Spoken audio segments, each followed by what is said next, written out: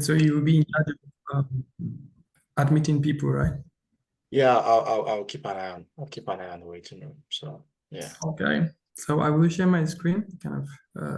Yeah, I think you can share your screen. Yeah. I'll just do a very little introduction about you, and you can, Okay. because you can paint yourself with the best brush after. So yeah, in a very quick introduction, my name is Yusuf, and I am an alum of University of Ilorin. So currently I'm on my PhD at the University of Bath in the UK. Yeah, so it's so good to see everyone today. Yeah, and here with me we have our facilitator, Abdul Kabir Abdul Malik. So he's a scholar there in University of Ilorin, not yet retired scholar. He's also a scholar in Germany at the moment. So he's on his PhD program in Germany, and today he's going to be sharing about what to do or things to avoid when writing graduate school application essays. And I think this is one of the most important sessions that I think nobody should miss it, because without a very good essay, I doubt how you want to win a scholarship. So thank you very much, Scholar Kabir, for honoring to facilitate this session today. And we can't wait to have what you have for. We can't wait to digest and to the learning experience you take us through today. So yeah, let's just have it and everything over to you. Okay, thank you very much. I hope I'm audible enough. So thank you for that. Yeah. So I can hear you from here. yeah. Okay. So we already spent 7 minutes, and I've prepared a lot. So hopefully it's not too much. Of course, I understand that human listening capacity is limited, so I try to make my presentation to reflect that also. So like Yusuf, thank you very much for the introduction. Like you've said, I'm a PhD student in Germany, and went to graduate school here in Germany for almost 2 years now. And I'm also an alum of the University of Ilorin. And today I'll be telling you about graduate school application essays and what you should know about them, the structures you should consider when writing them. And of course, I am someone who likes to teach by example. So I will also show you live how, if you are on the other side of statement essays, how you perceive them. So, and that is what has informed the topic of today's webinar, which is that impression matters. And what do you do or avoid when writing graduate school application essays? Because for me, it's always about impression. And I feel like the better your statement of essay or statement essays are, the more you are able to leverage the human person that it's on the other side of the screen to really buy into what you are pitching. So to not take so much time today, we will so the agenda for today is just to keep you abreast of what we will do in today's session. Is that we'll firstly talk about what are the different kinds of graduate school application essays. This is just a brief overview of what they are. And then we will talk about the general tips you should know to remember when you're writing graduate school application essays. Then, of course, Yusuf, please, is my full screen visible? I hope I'm not guessing. Yeah, I can see it. Okay, because yeah, so I will just do this. Sorry, a minute. Okay, so yeah.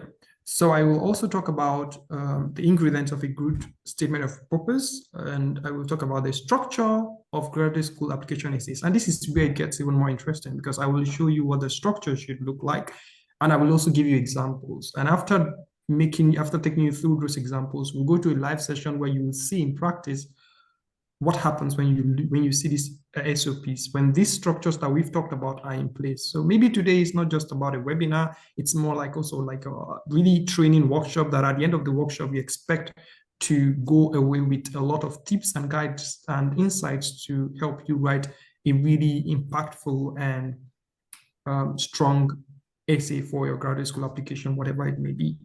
To get started, we have different graduate school application essays. We have the personal statement, we have the statement of purpose, we have the motivation letter / letter of motivation, we have the letter of interest, we have cover letters, and there are a lot.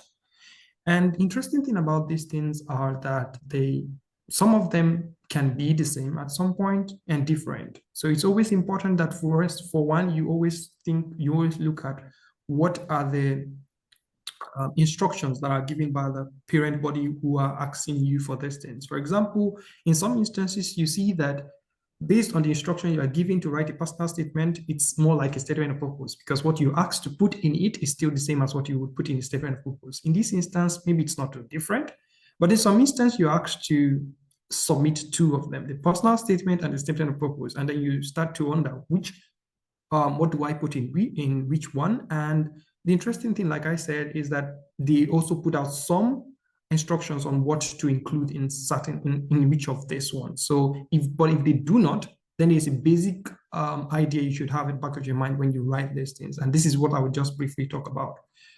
So the personal statement is more about reflecting on your personal journey, how far you've traveled and what has accumulated into the point where you are at this moment.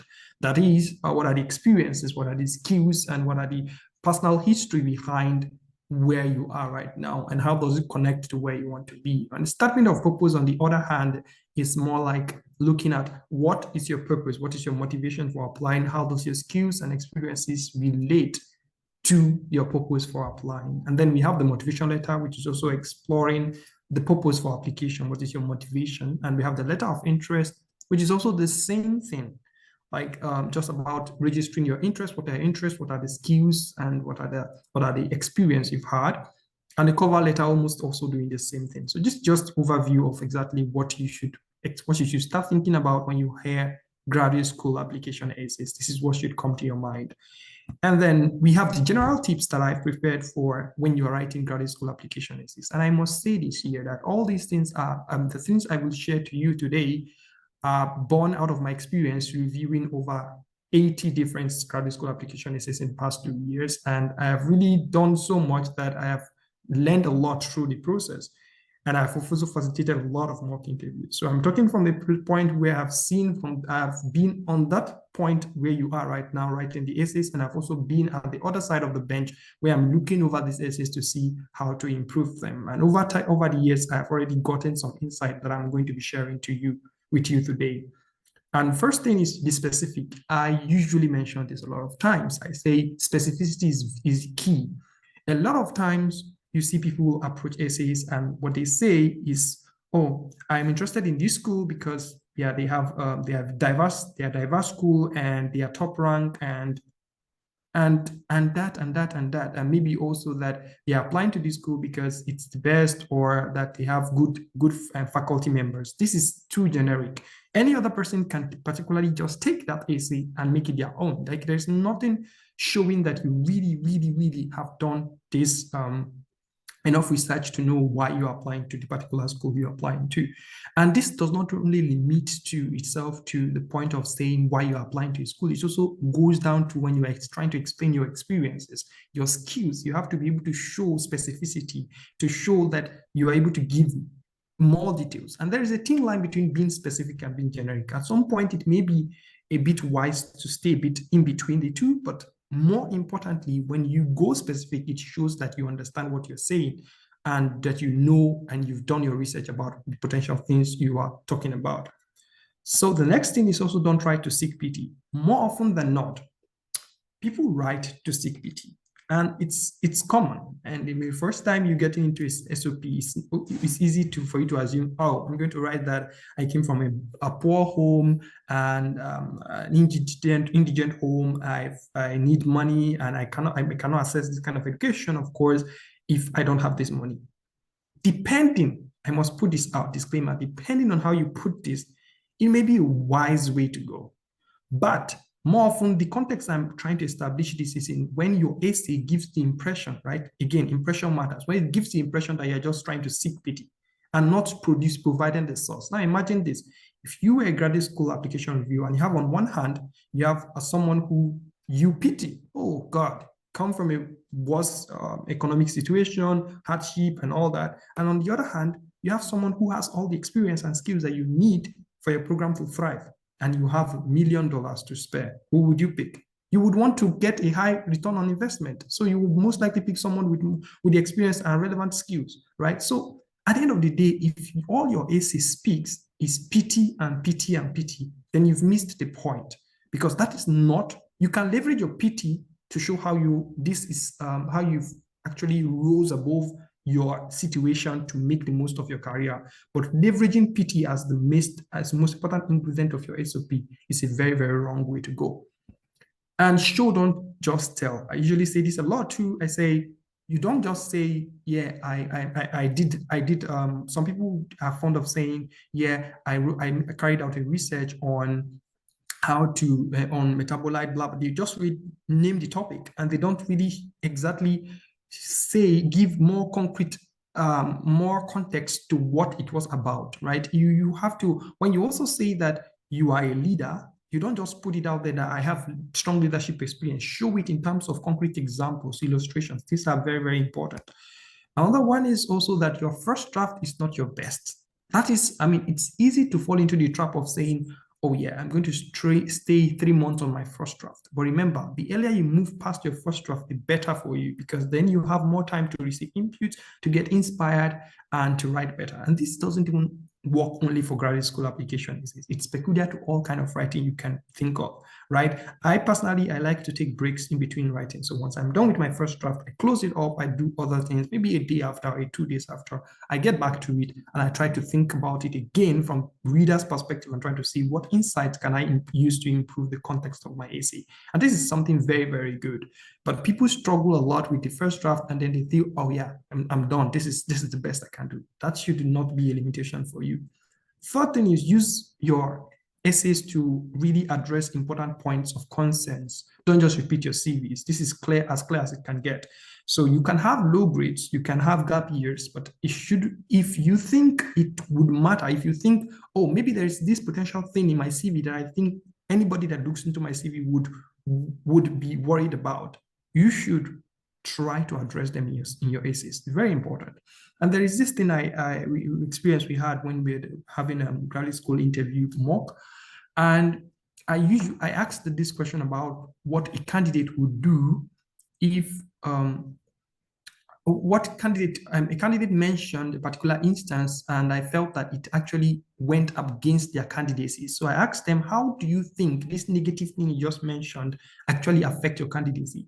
And it forced the person to start thinking, and the person was dumbfounded at the point. But this is something you should think about. If you are going to mention something negative, if there's going to be something worrisome about your career life or experience, you should already think about how you're going to address them, because it's potentially something that will put you on the next level or will break you and send you home.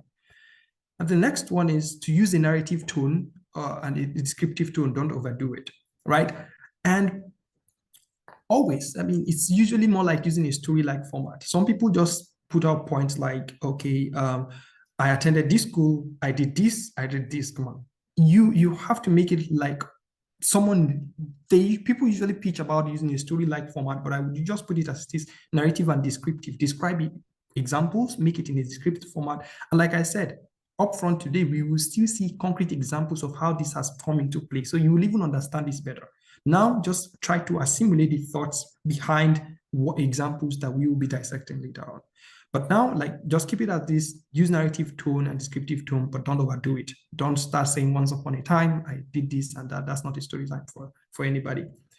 And then check grammar. Oh my God, this is really, really irritating. Sometimes you see people send essays, and it's like, come on, if you are going to submit an essay for $1 million funding or hundreds of $1,000s worth of funding, I mean, the least you can do is download Grammarly in your system and check the grammar. It's as simple as it gets. So it's usually really a turn off for me most times when I receive essays and I see that they have real with grammatical errors. The first thing you should do, at least even if your structure is wrong, if your content is not as complete as it should be, you should already have reviewed your grammar. Very important. The other thing is also that you should know that one sentence, one idea. I also fell into the trap of this when I was writing my essays. I tried to write a long paragraph. Before I know, I mean, a sentence is stretching between 3 lines. This is too much. Always try to communicate in simpler text, as much as you can. This I will also explain with concrete examples at a later time today. So know that essays for master's and PhD programs slightly define the content, right? So sometimes when you see the essays for a PhD program, you already know it's a PhD program because of how research experience heavy it could be sometimes. But this is not usually the case for a master's program. So if you are writing an essay for a master's program or a PhD program, you should definitely think about exactly how your essay is going to reflect that itself. There might not be so much difference between them, but there are differences and you should know them when you're trying to write these essays. Good. Now we'll go to the next one, which is ingredients of a good statement of purpose, right? What should you think a good statement of purpose should contain, right? And the first one is what? That your purpose, why are you applying for the program? What are your goals and interests? I think this is as clear as it can get, right? What is your motivation behind it? And this is something that particularly you should already think about when you are trying to structure a statement of purpose. You should have it at the back of your mind that how does it even relate with the program that I'm trying to take on? The next one is what experiences do you have and what do you want to learn from the program and how do they relate? So you are here right now. What experiences do you have? And what do you want to learn with this program? And what is the link between them? You should already be able to think about this because whether you get this question, whether you don't answer this question in your SOPs or not, if you get to the interview, you are going to have to explain how your current experiences links to the program that you're applying for. You are going to put it out in some context. So the earlier you think about it and reflect it in your essays you write, the better for your essays and for you. The next one is the program. Why are you applying for the program? How does your work connect with the program and how does the full program fulfill your need? You may see that they're quite similar, but particularly this is asking you a question of the program specifically. Why not other programs? Why this program particularly? And how does your past experience also connect to that particular program? Just quite similar to what we've explained earlier. And then the personality, what makes you unique? What's your personal history? This is where you bring it in, like, right? If you had some triggers at a point in time, a course you took, an elective your elective course you took, or something, or a class you attended by chance that fueled your interest, or maybe a personal story, background, or something, just try to tailor it on how it has shaped your personal journey. If it's a doctor, if it's for a medical position or so, maybe something about how whenever illness, stroke, and you got curious about it, you don't have to manifest these things. And that's the beauty of it all. Initially, you think, oh, I need to have a story behind it. But the truth about it is the story is your story. And your story is different. And if you listen and try to look through your experiences from a third person's point of view, you see your story makes as much beautiful sense as other stories you are trying to concoct. You just have to reflect on your own personal journey and your personal history and come up with something that suits the purpose of what you're applying for. The fourth one is what be plain English, be authentic. A lot of people try to focus on using more grammar and less making sense. For me, I would rather prefer that you just say the guy is going home than for you to start concocting grammar around how the guy is riding some, I don't know. I mean, descriptive fine, but using grammar just to, when you can use simpler words, just for me, it's a turn off. And it's not just for me, it's something you have to think about. You have to use as much plain English, as simple English, as plain English as possible. Clarity is very, very important. And this is what is shown here. So you have to also try to be authentic, right? And the process, start early, right? You know, this brings an interesting memory because when I was just coming off for my bachelor's program, then I think I watched or I read somewhere that Chinese, they kind of have their essays review like in 8 months or something before the application pool starts. And that's actually really impressive. I mean, personally, I had all my essays for my application pool reviewed and ready for submission by September of the year that I applied for graduate school. But you could do better. And I mean, for me, it was because I started early too. And that's the importance. When you start early, you get to go through all your problems early and you get to reach out to people early and you get to get feedback early and everything happens early. But if you delay to the last minute, everything happens last minute. And then you are reaching out to people last minute and everything is just a mess at the end of the day. You don't have so much time and patience to really walk through the journey itself. So very, very important, start early. Now we go to a very interesting part where we start to also show you examples, concrete examples, right? About exactly what you should know when you are trying to apply for this program. So I adapted this, as you see, from Gochuku Madu, a very recent post on LinkedIn. It kind of had a 6-paragraph format. What I did here was try to bring out from a pool of SOPs, relevant examples that gives you a feel to allow you to see through exactly what it should look like. And the first thing is actually what's your motivation? Like, that's this first paragraph. Logically, and I have to put this out here, this is a basic structure. Personally, right now, when I write essays, I don't really follow this structure. I just know what has to be there, and I use it to suit my narrative style, the way I want it to be there. So sometimes I can put maybe my experiences at the first paragraph and try to link it somehow. But this is something that gets clearer for you and better when you go through the process. But for a start, this is a basic structure that gets you covered with every aspect of it, and you could really, really get inspired by it to write your own SOPs. So the first thing, like I said, first paragraph, what is your motivation for the course? What is the link between your motivation and choice of school? Like, why have you applied for this course? This is a question that should start to think, that should start to, persist in your mind. And you have to try to find answers to this particular question. And an example you see here. And what I try to do with this example, I think I have 3 examples. And what I try to do is I try to show you how they can come from different angles and still make sense, because that's the idea. You can have different angles to it, but you still make sense. And that is very, very important for you to know. So the first one here you see is someone stating that from my young age, and I'm going to read it out because I'm expecting that maybe you are also reading it. So maybe we go with the same pace, right? So from a young age, my interest has revolved around, sorry, I have to move this out. Okay. From a young age, my interests have always revolved around engineering, like keeping bolts and nuts, joining wires, staying at anywhere services or maintenance is carried out to replicate it. Most of the times leading to destroying or fixing gadgets. However, the common trend is that I'm in love with engineering and engineering is in love with me. Not only do I get motivated with the practicality of engineering, but I also found most of the science courses handy. Now, interesting thing here, what you should know is I mentioned there are certain tips. That's why you went through all those tips and kind of hints right before. You start to see them already appearing here. One thing here is the clear motivation of how he connects to engineering field. But one thing you also see here is he used a very nice narrative and descriptive style. You see, this like keeping the bolts and nuts, joining wires, these are peculiar things to engineering. And he went to the raw form of engineering. Engineering is raw, like how you do it in an everyday process, and try to show how he was already marveled at that before he moved into even starting to study it. Another thing I want you to also see here is, aside from stating the point in time where this motivation got inspired, also showing that he said, not only do I get motivated with the practicality, which he has explained here, of engineering, but I also found most of the science courses handy, because he knows that engineering is not just about the practical part of it. You have to also do the science part of it.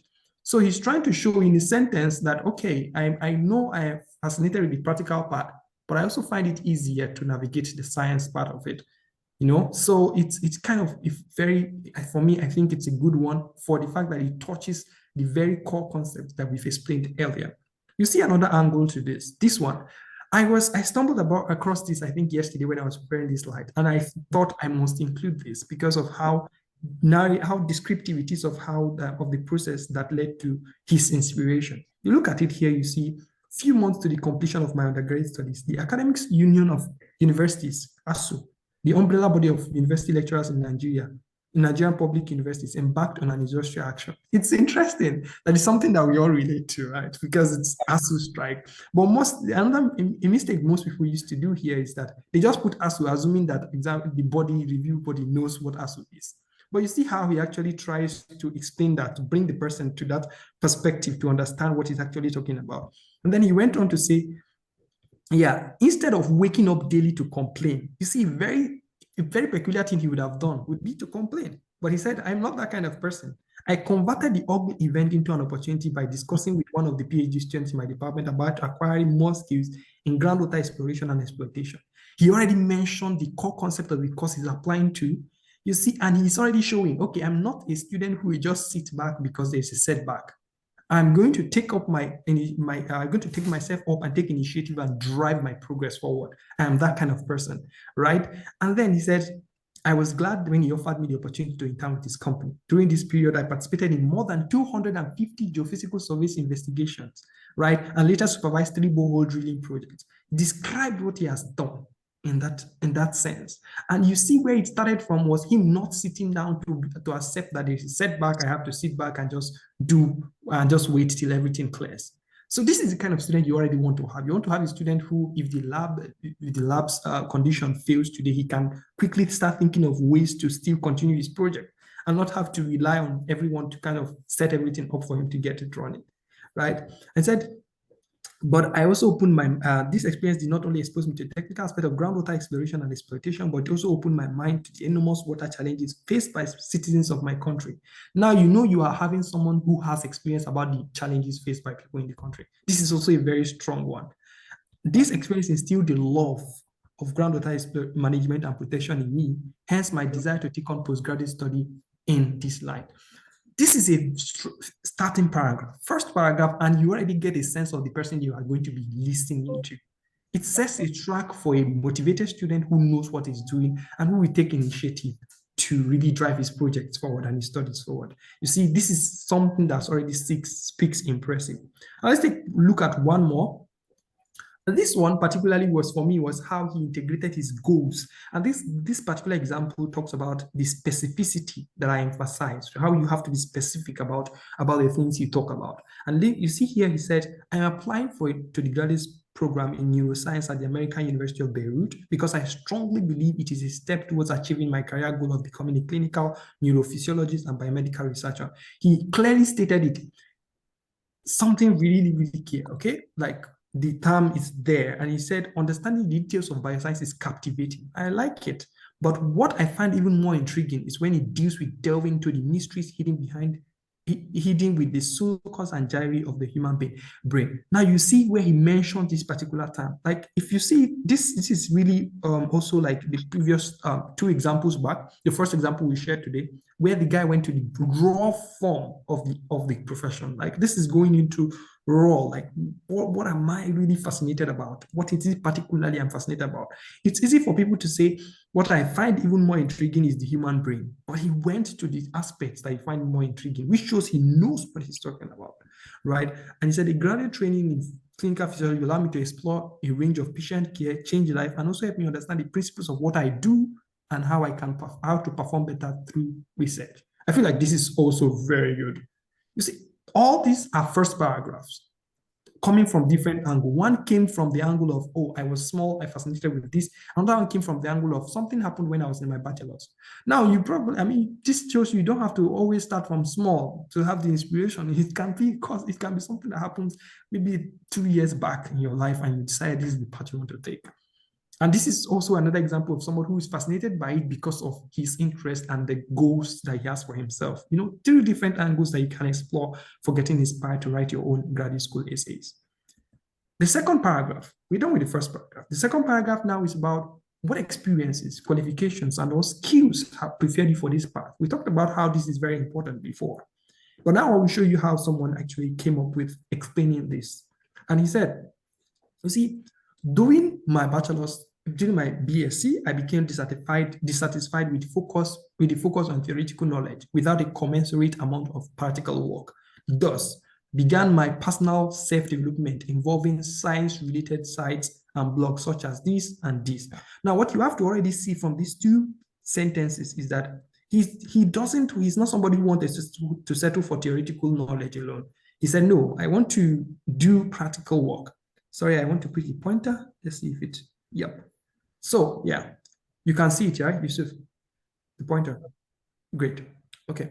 So he said he's dissatisfied with theoretical knowledge alone, and he wants to complement that with what practical work. So the key point here is what self-development.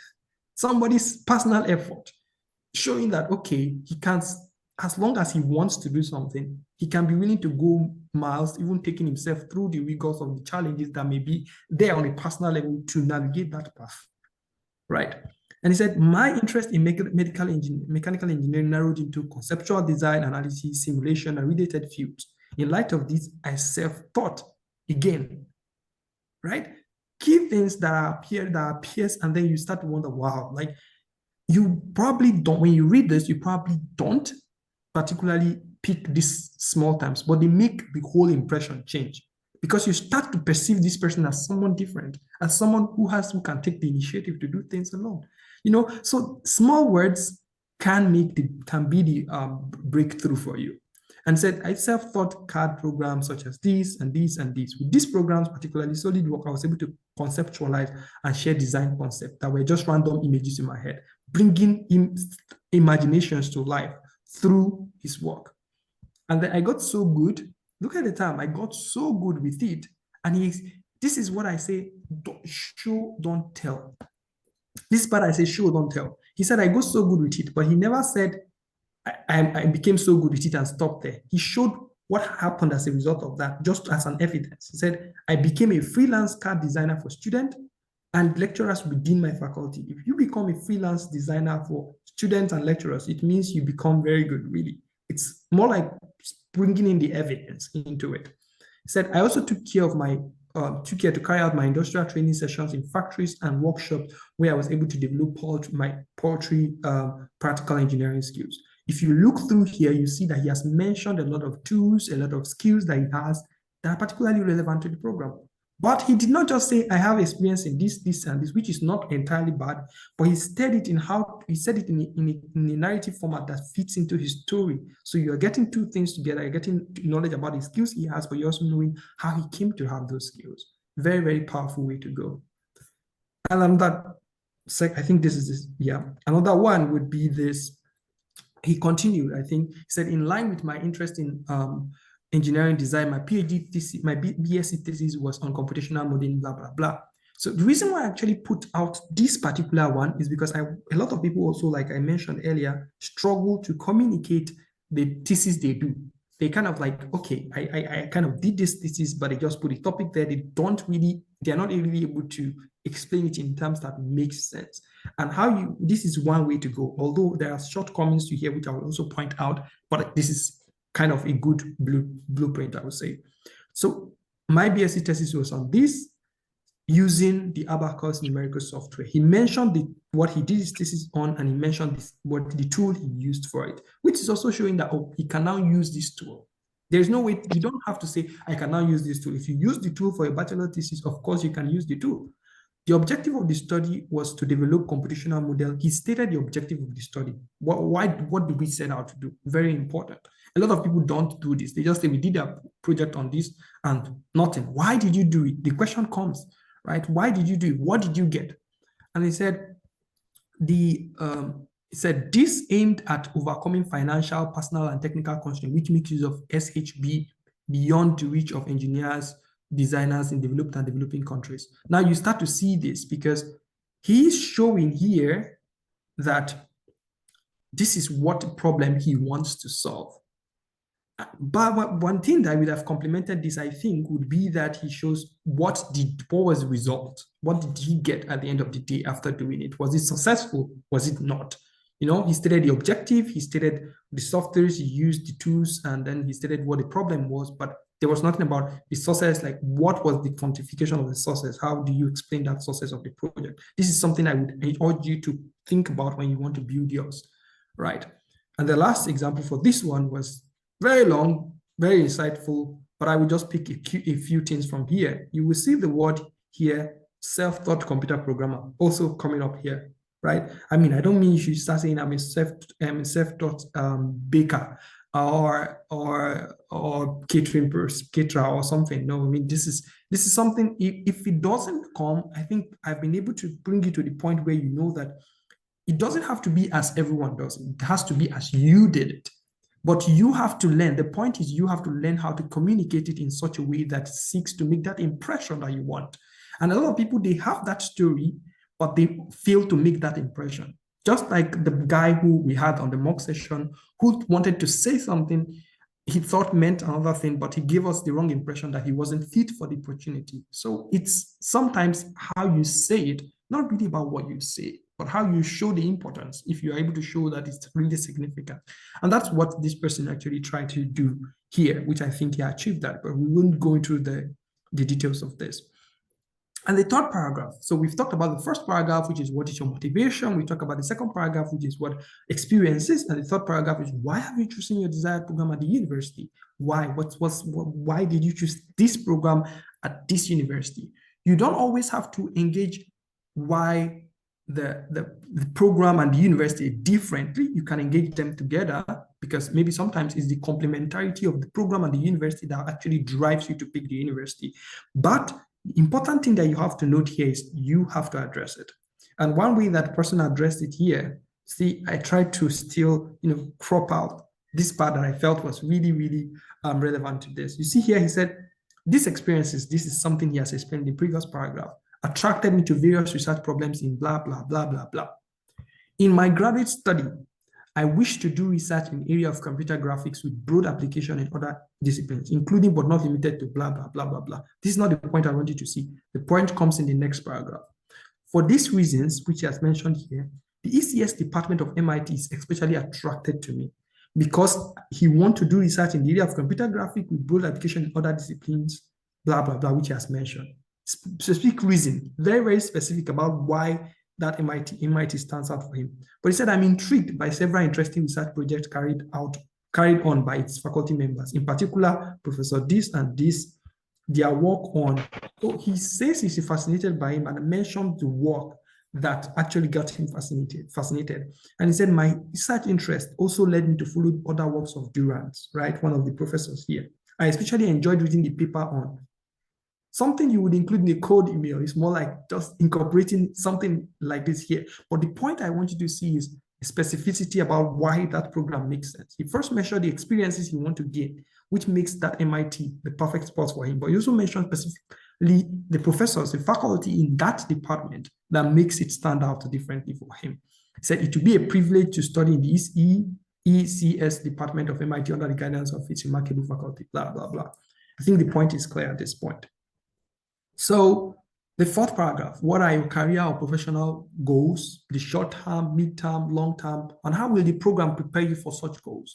And an example, again, is this here. I think this is a very good one because it said, upon completion of my master's degree, I would like to pursue my doctorate degree and use my research time to make significant discoveries with the same field. 8 years from now, specifically stating the point in time, I hope to work as part of a leading research group, contributing my quota to the sphere of power and energy. Now, the interesting thing about making these specific time points is this. Sometimes if you blindly make them, you just shoot yourself in the leg. Because if, for example, you are doing a master's degree right now, calculate how long will it take to do a master's, maybe 2 years. And how long will it take to do a follow-up PhD if you start exactly the same time, maybe 4 years, 5 years, that's already 7 years.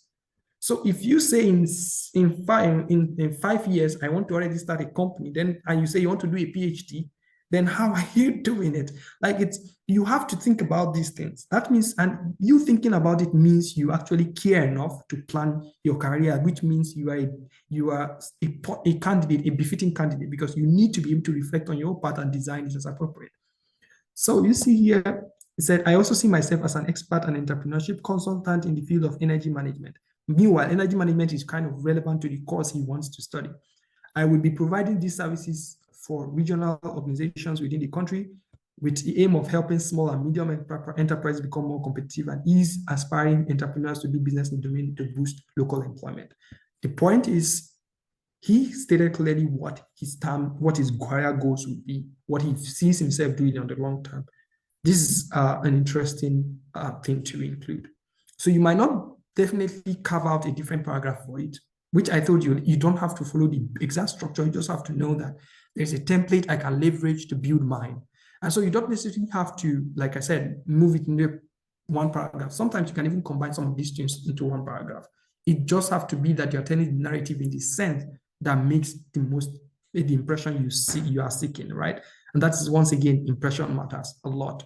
So the fifth paragraph, of course, which is second to the last paragraph, would be, how will your participation in the program contribute to the program? This is a very hard question for people to think about. Think about it. How will you come into the program contribute to the program? And previously, you've only been thinking about how they will give you something. So like, it's kind of a reverse psychology kind of thing, because you're kind of like thinking from there on, what did they start to gain from you joining there? And when you start to think about it, you start to also reflect more on what you are providing, what you have already. And an example of that is here. You see here, the person stated it, I think it was a good example. He said that font, the Montfort University would be gaining an individual zealous towards innovation, one who is passionate about community and global development through selfless service. I have related on personal and professional level with people of different nationalities, belief system, and values as mine. I am therefore a leader who understands diversity. This allows me to make decisions based on fact and emotional empathy rather than sentiment or personal beliefs, and irrespective of religion, gender, and sexual orientation. Therefore, the Montfort University will begin an open-minded individual, interested but not fully formed. I love this a lot, this conclusion. Interested but not fully formed. How sensible is that? Like it's really rich, right? You have an interested individual who's not fully formed. So I'm waiting to get formed through my participation in your program. There are certain words sometimes that you use that speaks more volume than what you just put out there. It gives a very, very strong impression of you as a person. And the last paragraph, right, is the summary of motivation.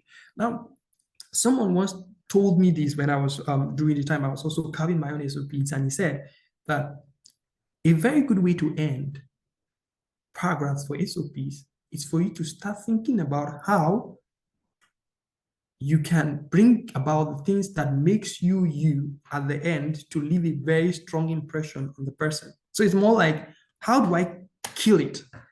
And it's hard. You're thinking about how to start it, you're thinking about the content, but you're also thinking about killing it right, killing it on a very high note. And I prioritize this a lot. And in fact, my recent essays, if you look at all of them, my last paragraphs or my last sentence of the last paragraph is usually something that kind of really, really, for me, I think I put much emphasis on trying to reflect on what should come there. And an example is here, right? I think I even brought 2 examples. Yeah, I said, I currently work with this is the last paragraph. I currently work with one of Nigeria's leading pharmaceutical companies, and my job as a medical representative makes me exposed to an array of challenges needing urgent attention in the walls of the hospital that only research in chemical biology labs can resolve. We would one day need alternatives to blah, blah, blah, blah, blah. And in the fight against microbes, the days are the days are fast coming upon us. It is with these days in mind that I put up my application for PhD, blah, blah, blah, blah, blah, for 4, blah. Having had many correspondences with blah, blah, blah, blah, blah, I have come to the conclusion that the department is a good environment to pursue my interest. I hope that my background and research aspirations will be enough to land this life-changing opportunity. What did he just say? He just re-emphasized again what was the problem that brought him up to that speed. He emphasized the need for him to study what he wants to study. He emphasized that he has also made research. He has also consulted with people. So he's bringing that up as a last paragraph. So you are living with the impression that there is a problem that needs urgent solving. And if I don't bring in this candidate who understands that there's this problem, then I have a problem because I'm contributing to that problem. So it's a weird narrative, but you are painting it in a way that actually sits well and makes you leave a very good impression. Again, impression matters a lot. So here, this is another example. I think, oh yeah, it's the same. Sorry, that's kind of repetitive. So I kind of repeated them. So anyways, I think this is the last of the paragraph. So far so good. We've learned about tips, we've learned about the ingredient, we've learned about the structure of graduate school application essays. Now let's go to the live review session. Okay, so we had someone submit an essay, which I think the person was already good, so it was even hard to think about how to really add some stuff, whatever, to push up the SOP. But I think, you see, when I receive requests for reviews, I usually do one of 2 things. If you have more time, I try to give you comments and then you work on them, then you get back again, and then we resolve it. If you don't have time, we try to do it live, you see it, and sometimes if it's too late and I don't have time, I just do it, and then it's upon you to reflect. And importantly, I think the essay we're going to look at now, if I was to like, okay, still work more on this, it would have to mean that I have to sit with the person who's with the essay and ask, what other detail do you have that we can put in? what I'm trying to say in essence here is that the essay that we're going to look at already satisfied most of the basic structure that we have. But I'm going to also, it's a very good example also to see how someone can perceive things on another level and still do the same thing. It wasn't just a 6-paragraph SOP. Before you start thinking all my SOP has to be 6 paragraphs because it has to be this way. It's not. It doesn't have to be, but that is why we talked about the ingredients before we talked about the structure. Because once you know the ingredient, you know, whatever way I want to put it, it has to be there. But if I want to have a structure to leverage on, then there is one for me to leverage on. So let's quickly do that. So I think I will need a check from you, Yusuf, to see if you still see my screen once we start the live review session, please. Okay. Sorry, I want to quickly share. Where is this? New words. Sorry, just a minute. Yep. Okay. Yeah. Yes, you see it? Yeah, I can see now. Great. So we walk through it. So we try to look at this SOP, and we will try to Scholar Ali, can you make the size bigger? Make it a little bigger. Yeah, no, that's too much. Okay. Okay, perfect. Let's see if it's it all fits in the screen. Okay. Yeah. This is great. Okay, just a minute. All right, so you see the first paragraph here, you see the transformative potential of chemical engineering has enthralled me, right? A discipline where the combination of mathematics, chemistry, physics culminate in creation of solutions that elevate our daily lives. This profound interest in proffering related solutions, an invaluable humanitarian act to the society, has driven me to study chemical engineering at the esteemed University of Ilorin, prestigiously known as the Better by Far University, in case others are on the call don't know. But yeah, so this is the first paragraph. You see, there's nothing about age here. The person is not saying, yeah, I started when I was small or something like this. It's just particularly about what fascinates me about the particular profession. And like I said, it shows background here. Here, what you have is that it shows background of the field, but what I want to also show you is how the person went raw in terms of what is chemical engineering, more like this combination of physics, mathematics, chemistry, and physics, right? But he said, the person is saying how I'm fascinated by how this combination actually culminates in creating solutions that elevate our daily life. This is really the thing. So it's not just about the chemical engine, it's how this small component of it come together to try to be used to create solutions.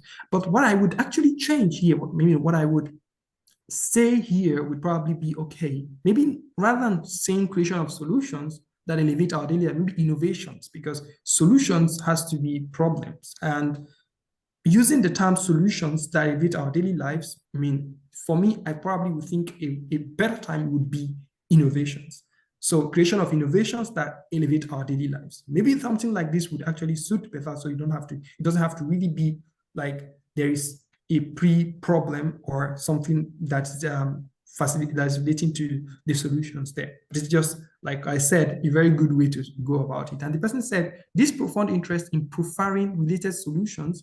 So let's see, let's see review. I will just put track changes here. So let's see, innovations, yep. And this profound interest in profiling related innovations, an invaluable act to society, has driven me to study chemical engineering at the esteemed University of Ilorin, prestigiously known as the Better by Far University. Now, I'm part of, because I am someone who's an advocate for every sentence has to have a place before you put it there. And if I was to work with word count and I had word count, I would limitation, I would remove this Better by Far University, because really doesn't really add to the source here. But right now, if I'm not bothered about it, word count, it doesn't matter. I can just leave it there anyways. It's not like it counts against me when I leave it there. But even as someone who writes your own SOP, you should know if, for example, I am word count limited, there are something you should already know where you can pick things out from, because you know what actually is just there to, make it glossy, make it more beautiful, and what is actually should be there and cannot be removed. So in this instance, maybe this prestigious known as Beta by Far University can be removed if you are word count limited. But other than that, I think generally this is a good starting paragraph, right? And like I said, the aim of this paragraph was what? Just to tell us about background. And then the next paragraph was, during my undergraduate journey, I was involved in various subjects, including chemistry, reaction engineering, green engineering, thermodynamics, process optimization, and transport phenomena. These experiences formed the bedrock of my journey into the world of science, a world persistently grappling with formidable challenges despite remarkable progress in the industrial sector. One elective course in my final year introduced me to the environmental repercussions of fossil fuels, ranging from elevated carbon dioxide emission, SO, to landscape devastation. With this course, I became acquainted with the vital tool Aspen Plus, utilized for characterizing fossil fuels and assessing the components generated during combustion. Very interesting. Thank you. But one thing I will do, what you have to see is what the person shows here is the background in the field, right? And experiences. So background in the field / experiences. So background knowledge in the field. So this is knowledge in the field / experiences. So this is what the person has shown here. If I was to maybe edit this right now, I would say, okay, maybe I would put this here, Control X, and I will put it here to V, and then I will put this here.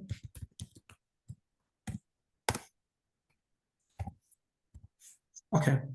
So we read it differently a bit right now. See, during my undergraduate journey, I was involved in various subjects, including chemistry, reaction engineering, green engineering, thermodynamics, process optimization, and transport phenomena. Subsequently, one elective course in my final year introduced me to the environmental repercussions of fossil fuel, ranging from blah, blah, blah, blah, blah. With this course, I became acquainted with a vital tool, Aspen Plus, utilized for characterizing fossil fuel and assessing the components generated during combustion. These experiences formed, I could say, these experiences,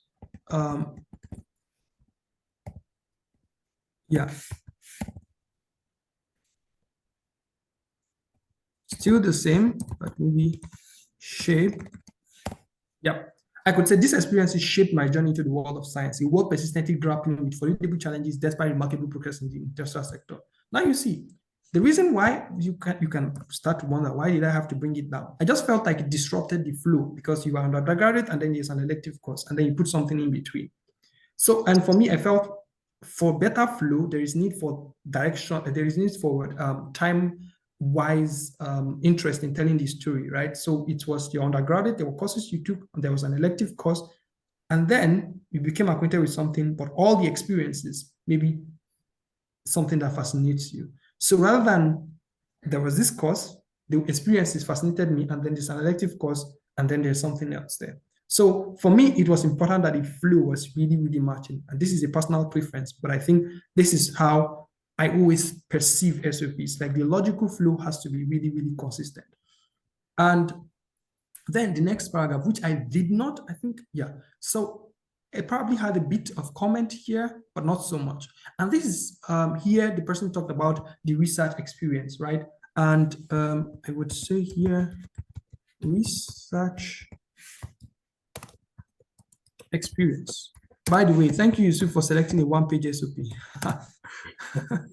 So, yeah, okay. So, yes. Here you have research experience. I said my research experience sprung out in my undergraduate thesis. Good.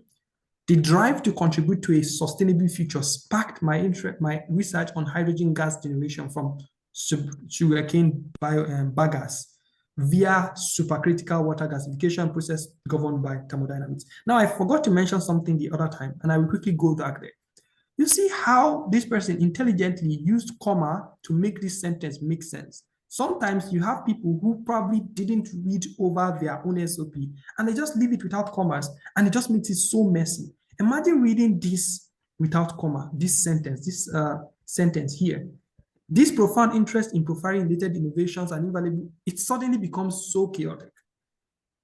But knowing how to use punctuations to speak your mind, to speak your thoughts is really sometimes the powerful thing in an SOP. So sometimes you really want to say something to get, I mean, it's not bad that you want to say something that's probably long, you want to complement it like you think, but be able to use appropriate grammatical structures to help you tell that story. So back to where we are. I carried out modeling. So the first paragraph was how the research experience came about, and the second paragraph, the second sentence was the drive to contribute to sustainable energy sparked. So this is the background for the research. This is the motivation. This is the inspiration for the research. And I said, I carried out modeling, simulation, and evaluation within the Aspen environment. This is a very good one. Now he's saying, the person already said he learned Aspen Plus. Now this person is using it, right? And the primary objective for that was towards what elevated hydrogen gas yield and decline, blah, blah, blah, blah, blah. So between here and here, the person has stated why they did the research, and what was the objective, what did they want to achieve, right? The validation of the model was established through rigorous comparison with experimental results, yielding a significant correlation. Strong. Subsequently, I researched how this project can be modified to achieve infinitesimal amount of carbon dioxide through introduction of an absorber or CO2 recycler. The output of the research has been published in a reputable journal to foster increased research impact. Powerful. What I would do differently here a bit would be to specify which journal. If it's really reputable, I don't really need to say reputable. I can just mention the journal and the people know it's a reputable journal. So for me, the impression I usually get when somebody says reputable school, global school, top school is that they don't want to share it because they know it's not top. I mean, share. This is personal preference, right? If it's reputable, if it's not, don't say reputable, just say journal. I mean, it's a personal preference, but you have to know how you play with words. And what I would also do here would be, if I say specifically, let's say I add a comment here, which journal, right? And then if I want to specifically, I could also hyperlink it. So once I put the journal, I can hyperlink the publication so that the person can already click on it and the person gets to the publication and sees that it's actually sent. And that is one way of showing and don't telling, because you said you publish in a reputable journal and you've also shown it that it's true, there is evidence to it. So the person learned to trust you. You see, it's if someone reads your SOP, it's a conversation between you and the person. And then you are trying to build trust. You're trying to build interest. And all these things you build by complying to the things we've discussed earlier. As you do it gradually, the person trusts you, the person is interested, and everything gets better. So, yeah. Sorry, before you move on, I was just thinking if you could I can't hear you. Can you hear me now? I can't hear you. Why can't I hear you? I can hear you. Can anybody hear me? If you can hear me, I can. Is it about time? Okay, they can. No. We can hear you. Okay. Can you hear me? Sorry, I have to check my PC. I cannot hear you. I don't know if you can hear me, but I don't know. Okay. Someone said I can hear you both. Okay, I'll put it in the chat box.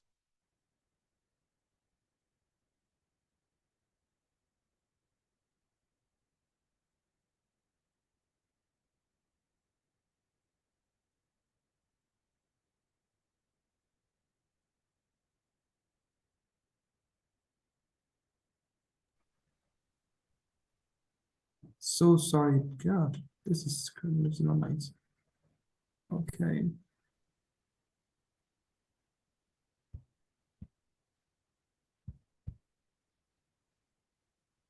Okay, I wanted to suggest how you share how to happen. Okay.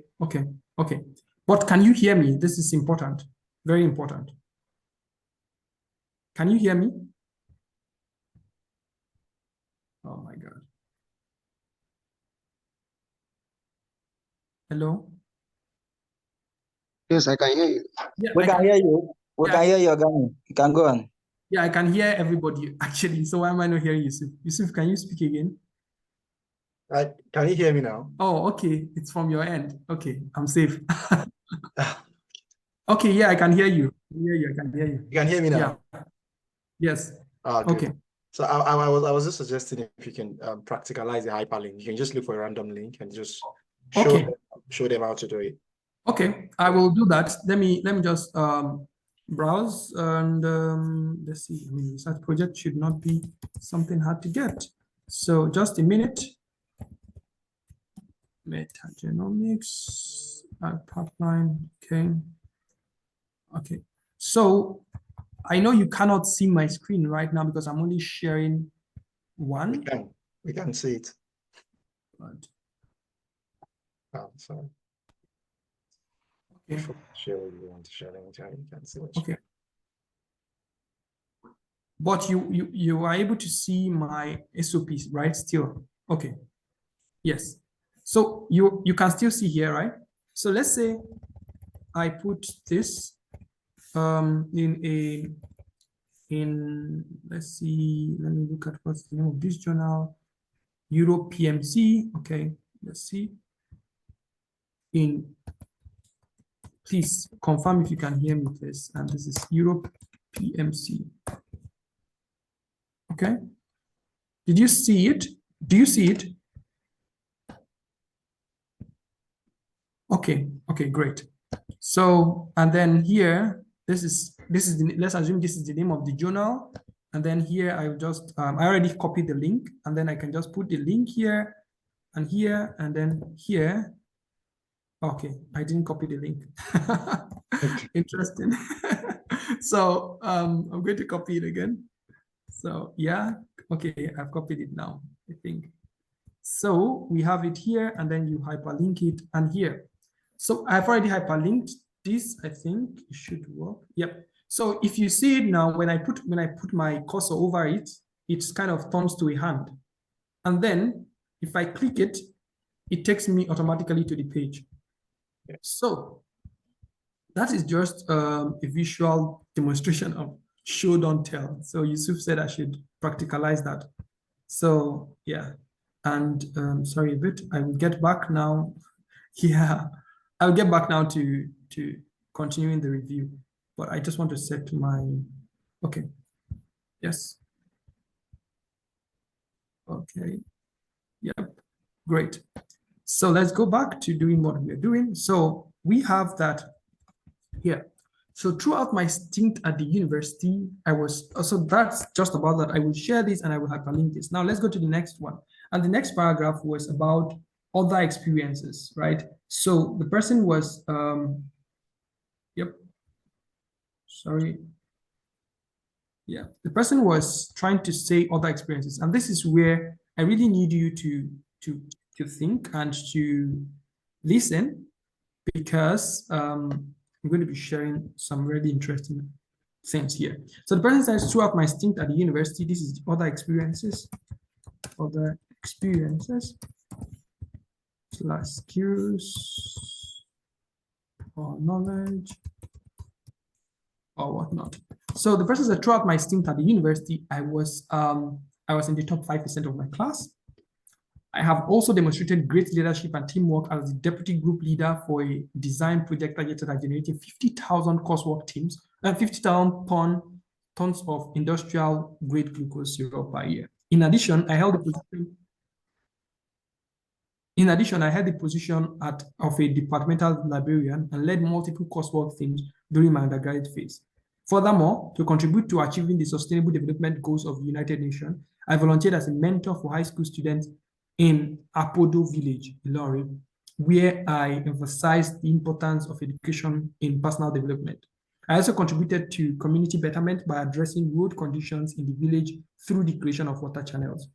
Very interesting way to put everything else in the same paragraph. By the way, yeah. Very interesting way to put everything else into the same paragraph. But you know what I would do differently here is that a lot of things now goes to what we discussed earlier. There is a lot of showing, there's a lot of telling, and there's no showing, and there's a lot of hanging things that need to be clarified further. And that is what I will show you here. So while the person did a very great work as putting out all the other experiences together, it was something about here that I started to get worried about. And it was that the person said, I have also demonstrated great leadership and teamwork as the deputy group leader for a design project targeted at this and this and this, right? Good. So what happened? So you said you demonstrated, the topic is you demonstrated great leadership and teamwork as the group leader for this project targeted at doing this. So you had a project that was targeted at achieving this, and you were the group leader and teamwork. But the question becomes that what happened, right? Like, what happened then? What did you do and what was the result? What did you do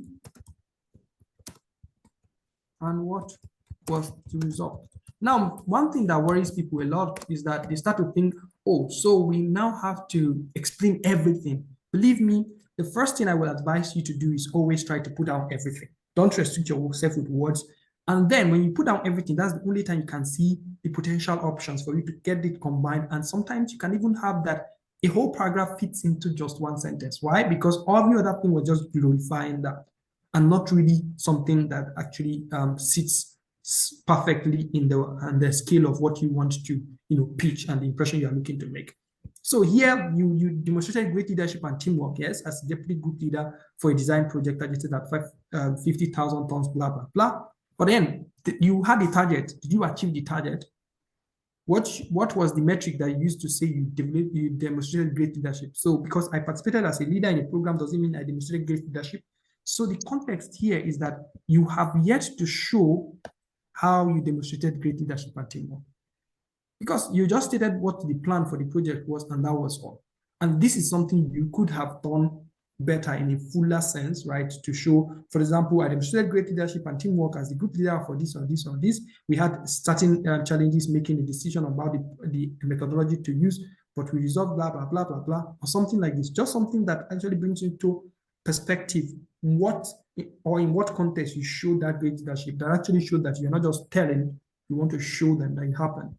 And then you said, in addition, I held the position of departmental librarian and led multiple coursework teams during my undergraduate phase. Again, led multiple coursework teams. This could be, maybe you have limitations on the word characters, and then we can talk a bit more about how you can actually even pitch this in a way that actually still is limited. You are limited by the sentence, line, and word count, but you are still able to make fuller sense, more complete and holistic picture of what actually happened. But in this way, it doesn't really sit, because here you start to wonder that what did you do, right? Like you said, you had a position of a departmental librarian and led multiple coursework teams during your undergraduate phase. But what did you lead multiple coursework teams to do? What did you achieve? What happened? To do what? So the question then here becomes what? To do what? So, okay. Then, furthermore, to contribute to achieving sustainable goals of the United Nations, I volunteered as a mentor for high school students in Apado village, Ilorin, where I emphasized the importance of education and personal development. Cool, Ilorin, but we don't actually know where Ilorin is. So is it in Australia, Zimbabwe, or Canada?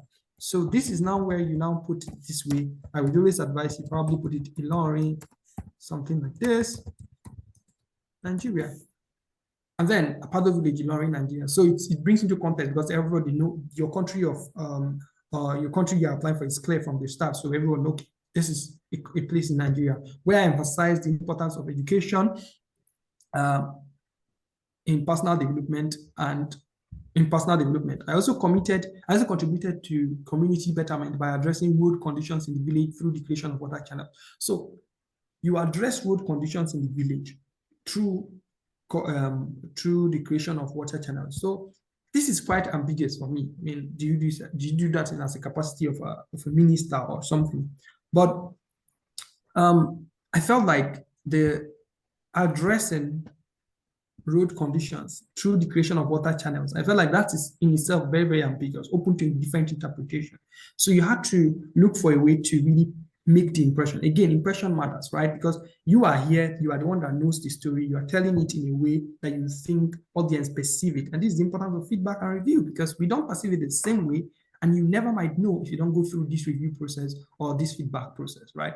And the question then becomes, how will I translate this whole paragraph to give it a flair of what I'm trying to preach?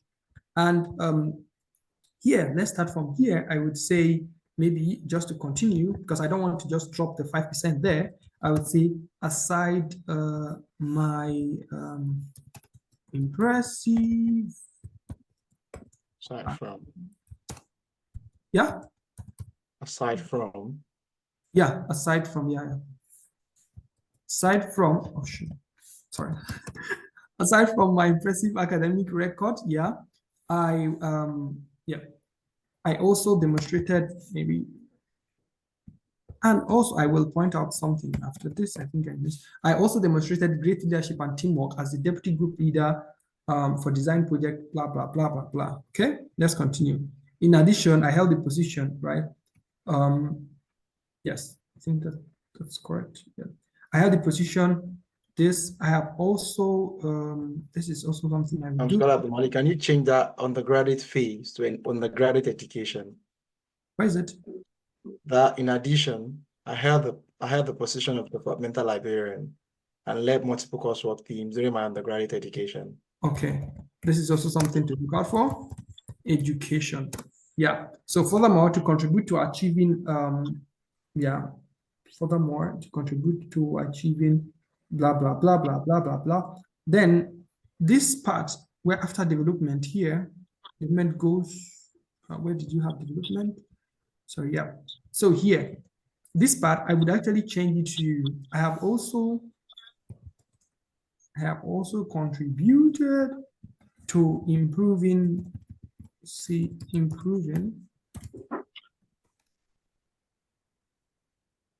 yeah, community welfare. Yep. And yeah, by partnering with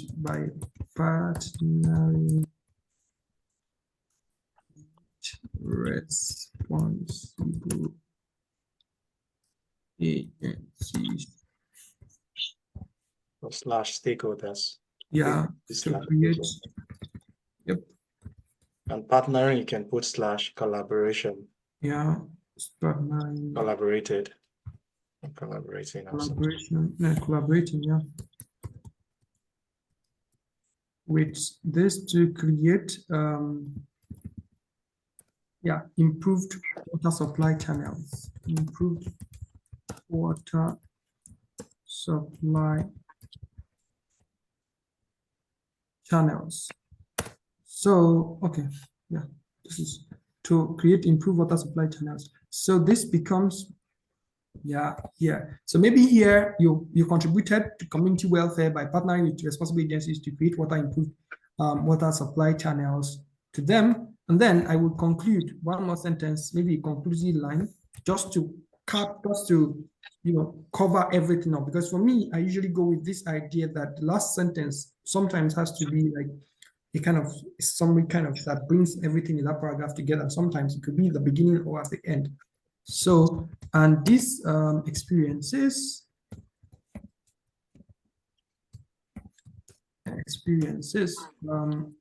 yep, highlights my flair for me, or my flair or commitment, whatever. Don't mind the terms. Commitment, societal development, and have equipped me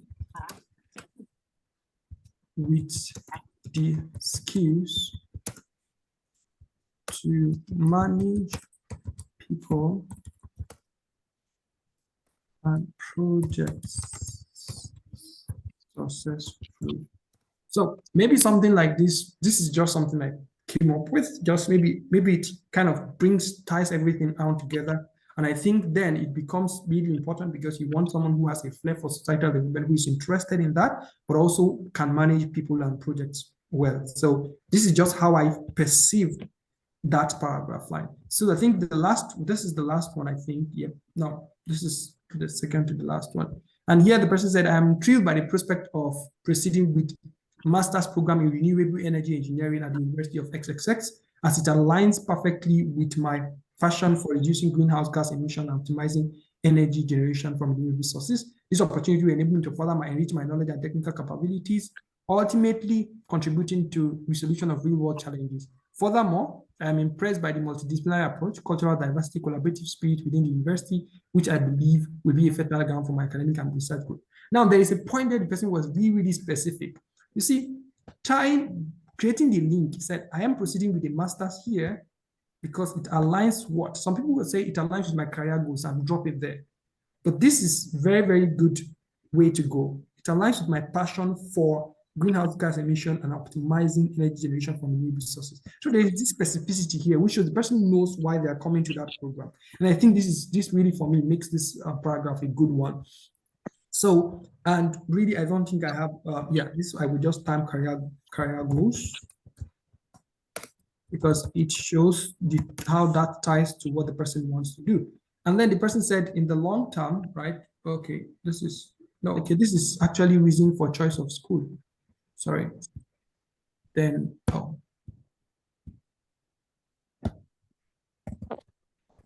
reason for choice of school.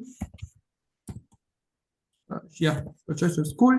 And then in the long term, sorry, I have to make my, this is better. In the long term, I envision leveraging my knowledge and expertise to significantly reduce natural greenhouse gas emissions, combat surface warming, and minimize environmental waste in Africa. More importantly, I aim to contribute to Nigeria's energy independence by promoting sustainable energy solutions, thus boosting the nation's economy. I'm eager to embark on this academic journey, confident that it will empower me to make a lasting impact on both the academic and broader global community. Ultimately, I believe that this opportunity will accelerate the achievement of my life and career goals. Now, how do I feel about this paragraph? This is, by the way, career goals. How do I feel about it? I think it's good. I think the person actually did a good job in saying what the person wants, what he or she wants to do in the kind of broader sense, and how that actually fits to where the background of the person. So, like the person is able to put into context, into perspective rather, what he or she wants to do. And I think that is a very good one, because it just keeps the person in mind. Maybe given time, maybe I could come up with some very, very more powerful synopsis of everything that the person has said so far. But I think this is as good as it also gets, because now we have an idea of the career goals, but beyond that, the person is also saying how that opportunity would also help the person in the achievement of life and career goals. And the sweet thing about specificity most times is that once you make it specific, you don't need to be too convincing, because just by the sole fact that you've been able to make it specific to you, it's already convincing. Because if you're not clear, if you don't have clarity of goals or ideas, you can't go specific, because you are kind of still in the wonderland thinking, oh, what can it even help me to do? But the fact that you're able to go that point, that specific level, to look down, to look really inward, it's a very good trait. So all in all, this is actually how it looks. Okay. Well, Malik, sorry, before you move, the reason for choice of school, I think from the ingredients that you shared when you started your session, there was you mentioned things around contacting or identifying sort of prospective supervisors. And I think one of the things you mentioned when you were starting your the conversation was the fact that some people can actually copy your paragraph and you will paste it and nothing is going to happen. Yes. I believe this reason for choice of school would have been so personal or more individualistic if the person can include, probably you had a professor there that probably already contacted or the person is looking forward to working with, or any other thing, because I think it's a very good paragraph. I just think if that's added to it, it will make it very personal. There's someone who is there that is ready to supervise this kind of research, because I can see this person wants to research about gas emission and optimization energy, but do they have that facility in that school for the person to do these? Do they have that specialization or that human resources or material resources for the person to do this course? So I think if the person can add that to this paragraph, it would make it more riveting and compelling. Yeah, beautiful. I totally agree. I mean, the thing is about this review we just did is that there is always room for improvement. And that is why also personally, when people reach out for me to me for reviews, I also tell them, you should reach out to other scholars and gain perspective, because at one point in time, I'm zoning into one aspect of the SOPs and I'm zoning out of the other. But it takes complementarity of thoughts, ideas, and expertise to really figure out exactly how best to up the level or game of an SOP. And just what you've pointed out, like I was mentioning earlier about how specificity actually takes you away from the audience. How it takes you away from the pool of applicants, because you have been able to go inwards. And that is just what Yusuf has pointed out about how if you could go one extra mile to make it a bit more personal about what is it that actually fits it in this personal. Maybe this line already knocks out other people from other programs, yes, but maybe like going personal about your point of contact or the aspect of facilities that actually in that program that actually makes it stand out for you is actually a way to go. Right now, I'm even taking inspiration from one of my friends who that every time he writes SOPs, he knows so much about the school that he can basically tell you how many feet you have to walk between one faculty and the other to get into a facility. Like, he makes so much extensive research that it becomes like, you're like, how did you know that? And he tells you, oh, they share this particular research. In fact, if they share a pipette, he will know before he applied to the school. So that is how specific he actually goes to try to know a lot of information to inform the choices of words and the statement he makes in his SOPs. You don't have to go to travel to the university to see most of these things. But if you give it a bit more push, a bit more effort to just take it to that next level, that might be the defining factor for you. Yeah. And just a cap. So basically, this is how it looks. This is basically when anybody looks at your SOP, what they see is what you allow them to see. And sometimes there is a difference between what they see and what you wanted them to see. And this is why the impression is really important. So as you are writing the SOPs, you have at the back of your mind that some people are going to be at the back of the screen, at the other end of the screen reading it. How do I want them to perceive me? And that is why do you have further comments, Yusuf? Yeah, I think I have one more thing. Okay. And it was me connecting the first paragraph and the last paragraph. The last paragraph, the person was mentioning the fact that probably the person wants to do something for the energy sector or something. This is not my specialization, but I can make sense that the person wants to do something for Nigeria or something. Yeah. But, if I were the person, yeah, I aim to contribute to Nigerian energy independence by promoting sustainable energy solution. Is this a challenge in Nigeria? So what is Nigeria predicament regarding energy independence or sustainable energy solutions? What is Nigeria doing about this at the moment? So the first paragraph, I don't know, personally, that first paragraph, I would have introduced something around the energy challenge or energy something in Nigeria. Like, this is when Nigeria is in crisis. Yeah. People are dying because there's no electricity. I'm just saying there's a crisis happening in the energy sector or something in Nigeria. And we need to research about these things. So other people have been researching about these things, but people are not looking at it from this area. And because of what I've been doing, so this is just me trying to come up with another introductory paragraph. If you don't want to come up with this whole thing of saying, okay, when I wake up on the side of the bed, I just saw one thing. Yeah.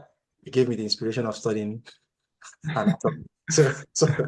So that's just my comment. So you can as well start your paragraph by hitting the program.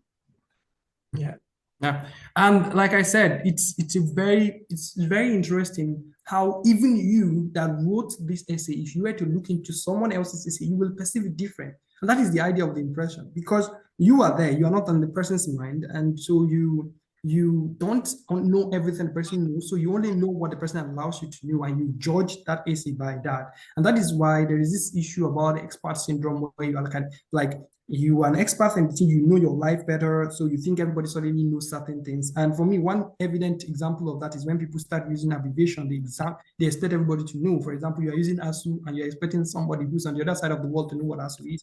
Like, it's certain things that you have to try to be sure that you are really using a plain language, the language that is easy to understand, and your impression is really what you hope for. Because the last thing you want to do is to say things and get them perceived in a different manner. And that is why, again, like I said, impression matters. This does not mean that when you look at this video again, or you try to reflect on this again, it doesn't mean that everything in these SOPs that needs to be better have been improved.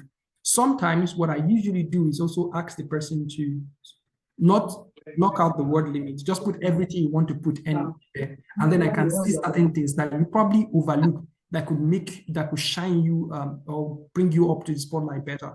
But like we've done for today, I think you've all had the impression about exactly what you should consider when you're writing SOPs, how you should write them, how you should approach them, how you should think in the SOP mode, and of course, what to help you get your SOP to the next level. So maybe you have questions, and at this point in time, you can already start asking them.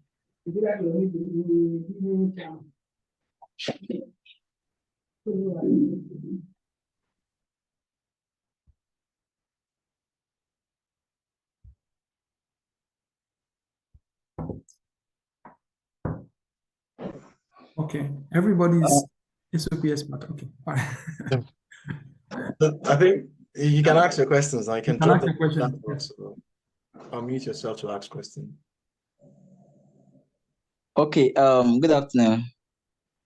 Good afternoon, Mr. Presenter. Actually, I didn't join on time, so I don't really know the names of those presenting, but then it was inspiring, seriously. This thing of SOP, one can't really say, like, the more you read, the more you write about, the more sometimes I'll be like, what do these people really want? Sometimes you attend a seminar like it be like what they've known for years is not even is out of context. You understand? So but now I think I've got to understand from what this guy that supported that you have to like state a problem, then at the end of it you add the reason why you are to embark on in the master so as to solve such a problem. So now my question now is a situation whereby you want to reference the work, like the hyperlink, as you said. I don't know. You want to reference your published work. Now, how do you reference it in such a way that I didn't really get that part because I didn't join on time. So how do you do it in such a way that the person can actually have access to that published work and confirm that yes, you did such? Okay, so I think you mentioned a lot of things, and I will try to talk about them as I remember them. Firstly, you talked about how you were a bit confused about what criteria people actually work with and try to evaluate people on the side of getting scholarship offers. And it's interesting that when I reflect on a personal memory of mine, personal experience when I was in bachelor's in my final year, and we had a kind of a group, and we were coming together to kind of look through SOPs and try to understand them, understand the structure behind them, understand the reasoning behind them, and try to use that to inspire us to write ours. And we had some SOPs that we felt, is this even an SOP? Like, this person is one I love us seriously, but we don't feel convinced by it. And we can only tell you this, right? The safest bet for you is to write the best you can, because the truth is that the scheme for selecting, sometimes it's kind of varies. I was personally on a selecting panel, not for scholarship per se, but for another award. And at some point, it gets to certain criteria start to matter more than the other. But the starting criteria is always the quality of applications. And that quality is dependent on whoever is also validating it. Of course, there could be general check marks that the person has to tick this, tick that, tick this, but it also goes down to impression and personal bias of the person, right? So everyone has this. So it's actually a complicated process to try to start to think about what is actually the benchmark for selecting people. But one thing that is for sure is that the good and strong application, you are always going to get an offer. It's something I can categorically say. If you have, we had a colleague who only applied for one scholarship and he got that scholarship, like sharpshooter, just once. But when the first time I looked at his SOP, I had no comment. I just told him, guy, this SOP is gone. I had another friend recently who was gotten multiple offers in PhD. And when I looked at his SOP, I told him, I said, if you apply to a university and they don't accept you, it's not because of your experience or your SOP. It's just because you're not there. Because there is nothing else I felt that this guy needed to have. And the truth is, despite the fact that he probably got rejected in a few, like 1 or 2 universities, he had like 5 others who accepted him. So safe bet, write your best, and write it in a way that makes the impression that you want perceived. Now, for that option about how to hyperlink your essays or your SOPs, it's interesting. Like, don't make your SOPs a research paper. It doesn't mean that you start with saying, I published one, because some people have mad publication for me for saying that. Like, you have people with 70 publications, with 60 publications, with 50 publications. I mean, it's crazy. And if you want to start engaging them to show how worthy you are of a candidate, sometimes it can even be intimidating and a turn-off. So what I would say is, for example, maybe you missed that, and I would urge you to watch the video again when you have access to it. It's that when you talk about when you say you publish something, you can just, on that line where you say where you publish it in, you can just hyperlink it, and such that when the person just sees I published in this, I click it. And one way what I usually do when I'm done writing SOPs, I change it to PDF format. And why I do this is so that the formatting doesn't change, right? And then, so when the person sees it on the other, the person can just click it too. It's still, the hyperlink still works. So you click it and then you get that. So it doesn't mean referencing it separately, which of course is something you can also talk about if you're in social sciences. Some people do reference, like put real references there. But if it is just to show evidence for something and not really about quoting a research, I'm not saying if you say, according to a research paper, something like this, I'm not saying you don't cite it. Of course, it's flexible. There is no connotation that says you have to include the full references, but as a scientist, they would more lean towards you including the references and showing citations. But if you are if the aim is solely to show evidence, maybe like say, okay, I have like, for example, in your CVs, I do this, and I urge everybody to always do this. When I write my CVs and I have courses that I've taken, for those courses, I always put hyperlink.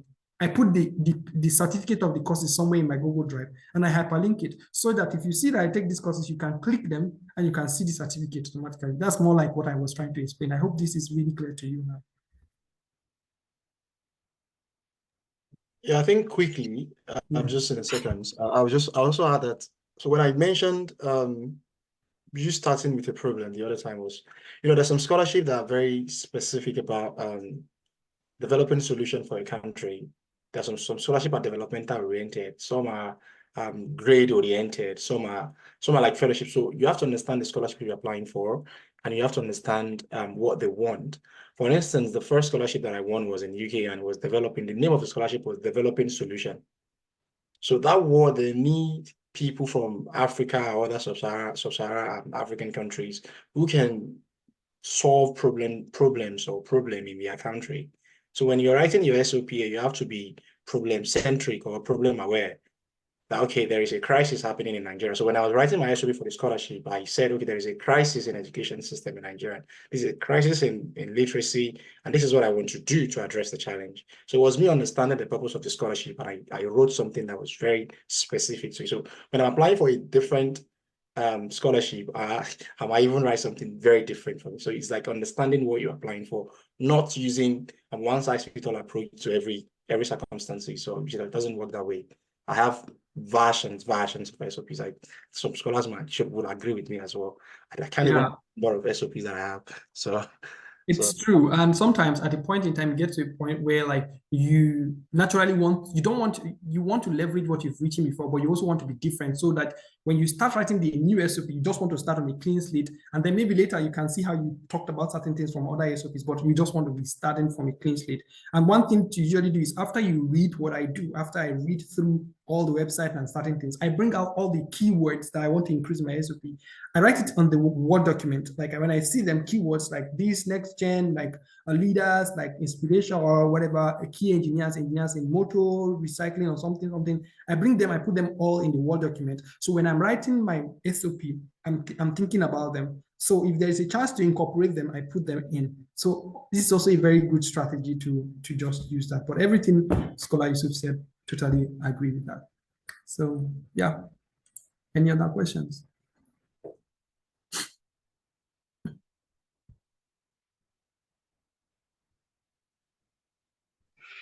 Thank you very much. Thank you, Mr. Malik and Mr. Yusuf. Thank you very much. Oh, you're welcome. Welcome. So if you want to ask question, you can unmute yourself and ask question, or you can use the chat box to ask question. So we'll just wait for 1 more minute. That's Yeah. the question then. Ask question now. Don't come to my DM to ask question. Ask question now. Don't come to my DM to ask questions. Okay. Yeah, great. I believe everybody's expert, so we are now experts in essay and SOP writing. So hopefully the number of SOPs and review I'll be receiving in the coming week will reduce. At least the quality should improve. That's also Yeah. And the quantity as well. Yes. Okay, I think then we close it here. Thank you all for joining the call. Can you guys drop your social handle so we can follow like LinkedIn so we can join you guys, maybe connect kind of, if there's anything we need to ask, maybe we can say reach out to you. Sure, I can jump mine. I would So that's my full name. So just search for Yusuf Damelani on LinkedIn. That's my full name. yeah, I would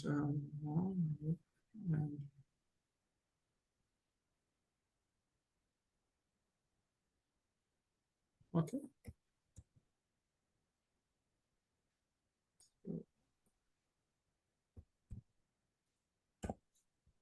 Yeah, drop the link to my page. So yeah, I think that's also done. And to the person who volunteered his or her SOP for this, Yeah. very much. That was Thank really you so helpful. much to the person. If you are here and you can hear us, your head is there. Yeah. Okay. I think this covers it up. Yeah. All right, guys. Thank you. Bye-bye. Thank you so much for your time. It's my pleasure. All right, guys. Bye.